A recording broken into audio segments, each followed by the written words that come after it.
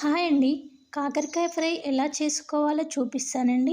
కాకరకాయలు కడిగిన తర్వాత చెక్కు తీసి ఇలా రౌండ్గా కట్ చేసుకొని పెట్టుకోవాలి. లోపల ఏమైనా గింజలు ఉంటే తీసేసుకోవాలి. ఇలా నేను చూపించే విధంగా రౌండ్గా సన్నగా కట్ చేసుకోవాలి. స్టవ్ మీద ఒక బాండి పెట్టుకొని డీప్ ఫ్రైకి సరిపడినంత ఆయిల్ వేసుకోవాలి. ఆయిల్ వేడెక్కాక కాకరకాయ ముక్కలు వేయించుకోవాలి. అలా కలుపుతూ ఉండాలి. గోల్డెన్ బ్రౌన్ కలర్ వచ్చేంత వరకు వేయించుకోవాలి. ఇవి బ్రౌన్ కలర్ వచ్చేలోపు పల్లీల పొడి రెడీ చేసుకోవాలి. ఇక్కడ కొన్ని పల్లీలు వేయించుకోవాలి.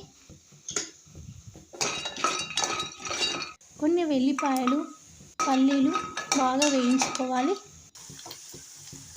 కాకరకాయ ముక్కలు గోల్డెన్ బ్రౌన్ కలర్ వచ్చేసాయండి. ఇవి ఒక గిన్నెలోకి తీసేసుకోవాలి. మిగతా కాకరకాయ ముక్కలు కూడా అలాగే డీప్ ఫ్రై చేసుకోవాలి.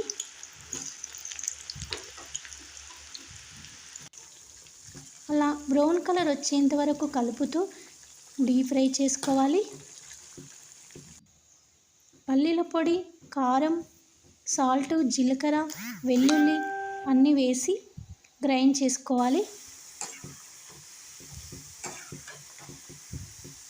అలా కాకరకాయ ముక్కలు క్రిస్పీగా అయిన తర్వాత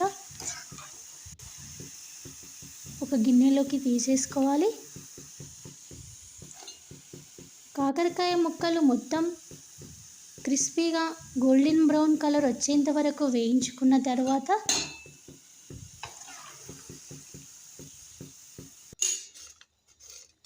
వేయించుకున్న పల్లీలు, వెల్లుల్లి, కారం, ఉప్పు, జీలకర్ర అన్నీ పొడి చేసుకొని అందులో వేయించుకోవాలి.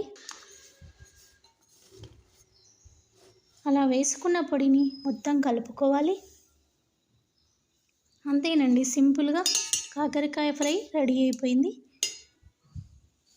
వేడి వేడి అన్నంలోకి కాకరకాయ పొడి, కొద్దిగా నెయ్యి వేసుకొని కలుపుకొని తినాలి. అంతే అండి, సింపుల్గా. వీడియో నచ్చితే సబ్స్క్రైబ్ చేసుకోండి, లైక్ చేయండి, షేర్ చేయండి.